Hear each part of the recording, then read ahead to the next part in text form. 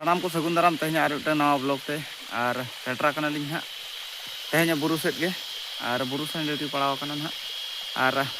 नवा दुलदा साइड बुरु रे हां तेहन ड्यूटी पड़ाव कान ते हां नतेले हेज कना आदो नतेना भिउ अड़ी कोड़ा नेलोग कना नतेना गाड़ा नतेना गाड़ा दा जहां लेका नेलोग कना नवा करे बांग भाइराल कना मेनते उकू काते मेना का बांखान नवा जायगा ते अड़ी गान होड़ हिजुग सना पेया और नेनेल सना पेया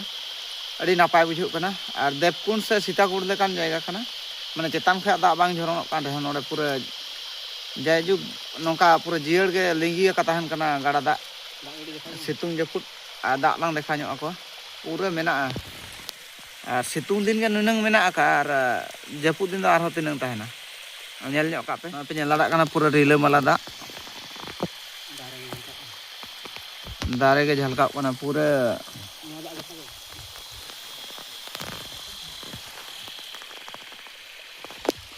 नौका नोंका डेविड बाबू मेना कदे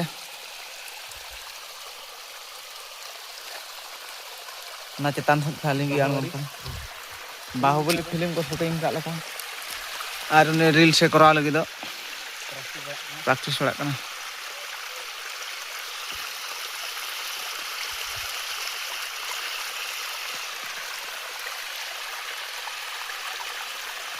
माने आबू और हंते लातार सदा जगह में नाम बन एतहब ले ब्लॉग और एनखान दो बन देखा दाड़ा पे और चलाव हुआ चाटान को पूरा खतरनाक मेना का दूरा आलम चालू या भेड़िया बाई तना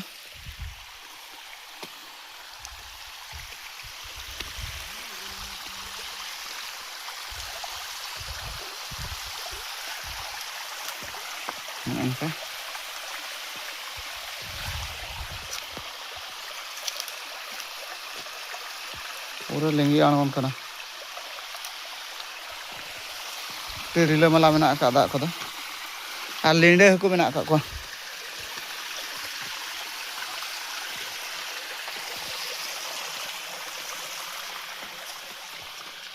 ताले मने तारे उनता हेज कना आना दोड़े गमहेड़ बुझुग कना नोडे नवा मकाड़ केंदा दारे बुटे रे जेपित के सनामा और मिट खबर तब साधु मार्डी ब्लॉग चैनल रे ओंडे के एल्बम वीडियो पकाव का जहां मांग पकाव मेनते पूरे पकाव हुई का और आजा एल्बम पूरा सुपर बुझे कना ओकय ओका लेका पे बुझेया जुदी पे नेलेत गया नवा ब्लॉग ना एल्बम ओकय को बापे नेल का नेल पे तब और जतो हर सपोर्ट बो एमायमा जेहेतु बिटा फुटबॉल प्लेयर अड़ी खतरनाक डांस का निये जखा मांग जखा अपेक्षा निये जखा अड़ी बेस डांस का डेविड कटिंग कुली गे चे लैया आजा इया बारेते साधु मार्डी एल्बम नेल के चेल का बुझे के पूरा नापाय बुझे के ये चला पे नेल पे अड़ी कोड़ा डांस का और नुई हो मिटन डांस ओनकान जायगा गे हाले नाम का ओना गड़ा गे नोते रकाब हेज कना चेतान सेट खा ओका सेट खा अणगो कान ता ओनते खजा ओनते हाले रकाब हेजना और ओना रे व्यू दो ओनका नेलोग कना पूरा अड़ी मारांग गड़ा कना अड़ी ओसार गड़ा कना तो दाग कमा कना और नेल दाड़े कना हाकू को उनको दौड़ बड़ा कना को चाटे सितुंग का हाकू बाको नेल ठिक कना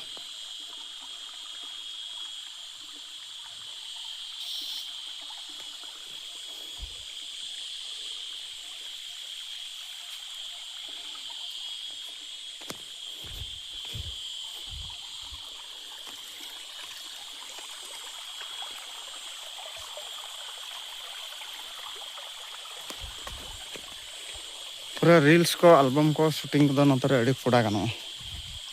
और नेटवर्क बाय नामे रील्स बनाव बाय गानो कना बांखान मिटांग गान रील्स सुनु चल का हो अच्छा एम जमे मकाड़ केंदा या नोतरे नेटवर्क बाय नामे रील्स सुनु ना बनाव तरा के नोडे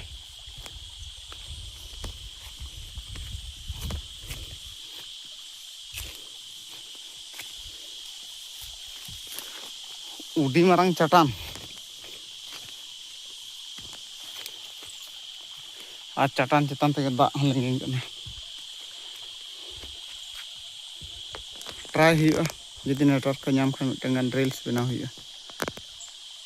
ᱡᱟᱭᱜᱟ ᱦᱚᱸ ᱵᱮᱥ ᱵᱩᱡᱷᱟᱹᱜ ᱠᱟᱱᱟ ᱟᱨ ᱯᱷᱟᱭᱱᱟᱞᱤ ᱱᱤᱛᱚᱜ ᱫᱚ ᱵᱟᱲ ᱫᱟᱜ ᱜᱟᱰᱟ ᱥᱮᱱ ᱦᱟᱸᱜ ᱥᱮᱴᱮᱨ ᱦᱩᱭ ᱟᱠᱟᱱᱟ ᱟᱨ ᱮᱱᱠᱷᱟᱱ ᱮᱱᱟᱝ ᱫᱚ ᱦᱟᱸᱜ ᱵᱩᱨᱩ ᱥᱮᱫ ᱨᱟᱠᱟᱵ ᱠᱟᱛᱮ ᱫᱟᱜ ᱵᱟᱲᱟ ᱠᱮᱜᱼᱟᱭ ᱟᱨ ᱚᱲᱟᱜ ᱥᱮᱱ ᱨᱩᱣᱟᱹᱲ ᱦᱩᱭᱱᱟ ᱟᱨ ᱱᱤᱛᱚᱜ ᱟᱨ ᱫᱷᱩᱲᱟᱹ ᱛᱩᱯᱩᱱ ᱦᱮᱡ ᱦᱩᱭ ᱟᱠᱟᱱᱟ ᱟᱨ ᱵᱟᱨᱢᱵᱟᱨ ᱥᱟᱫᱷᱩ ᱢᱟᱨᱰᱤᱭᱟᱜ ᱮᱞᱵᱟᱢ ᱧᱮᱞ ᱦᱩᱭᱩᱜ ᱠᱟᱱᱟ ᱟᱨ ᱚᱠᱟ ᱞᱮᱠᱟ ᱵᱷᱤᱭᱩᱡᱽ ᱪᱟᱞᱟᱜ ᱠᱟᱱᱟ ᱟᱨ ᱯᱚᱥᱚᱱᱫ ᱦᱚᱸ ᱟᱹᱰᱤ ᱯᱚᱥᱚᱱᱫ ᱵᱩᱡᱷᱟᱹᱜ ᱠᱟᱱᱟ ᱡᱮᱦᱩ ᱱᱤᱭᱟᱹ ᱥᱮᱨᱢᱟ ᱨᱮᱱᱟᱜ ᱮᱞᱵᱟᱢ ᱛᱟᱭ ᱫᱚ ᱱᱤᱭᱟᱹ ᱡᱚᱠᱷᱚᱡ ᱨᱮ ᱮᱞᱵᱟᱢ ᱥᱮᱠᱮᱱᱰ ᱮᱞᱵᱟᱢ ᱛᱟᱭ ᱫᱚ ᱟᱹᱰᱤ ᱵᱮᱥ ᱦᱩᱭ ᱟᱠᱟᱱᱟ ᱟᱨ ᱢᱟᱲᱟᱝᱟᱜ ᱚᱯᱮᱠᱷᱟ ᱢᱟᱲᱟᱝᱟᱜ ᱨᱮ ᱩᱱᱟᱹᱝ ᱤᱱᱥᱯᱤᱨᱮᱥᱚᱱ ᱢᱟᱱᱮ ᱞᱟᱸᱫᱟ ᱠᱟᱹᱴᱤᱡ ᱵᱟᱭ ᱦᱮᱡ ᱧᱚᱜᱚᱜ ᱠᱟᱱ ᱛᱟᱦᱮᱸᱫ ᱰᱮᱱᱥ ᱠᱟᱹᱴᱤᱡ ᱵᱟᱭ ᱦᱮᱡ ᱧᱚᱜᱚᱜ ᱠᱟᱱ ᱛᱟᱦᱮᱸᱫ ᱢᱮᱱᱠᱷᱟन ᱱᱤᱭᱟᱹ ᱨᱮᱭᱟᱜ ᱫᱚ ᱟᱹᱰᱤᱜᱟᱱ ᱪᱮᱧᱡᱽ ᱦᱩᱭ ᱟᱠᱟᱱᱟ ᱟᱡᱟᱜ ᱮᱠᱥᱯᱨᱮᱥᱚᱱ ᱮᱞᱵᱟᱢ ᱤᱫᱤᱭᱟᱛᱮ ᱥᱮ ᱠᱚᱭᱚᱜ ᱟᱨ ᱰᱮᱱᱥ ᱤᱫᱤᱭᱟᱛᱮ ᱟᱨ ᱟᱸᱥ ᱛᱟᱦᱮᱱ ᱠᱟᱱᱟ